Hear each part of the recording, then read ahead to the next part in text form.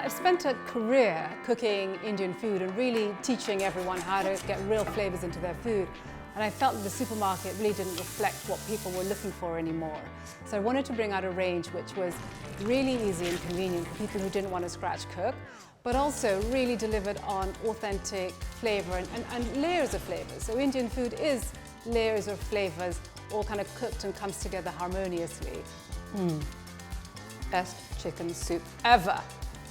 I really wanted it to taste like I was cooking in your kitchen.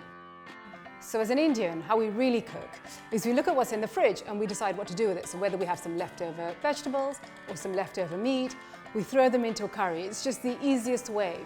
So I wanted to have products that were really versatile, that actually could work with what you have at home, and then you can tailor to taste it. So you could add some chilies if you wanted to, or add lots of herbs, and really just use up what you have in the fridge. And you'll know that it will be delicious in the end.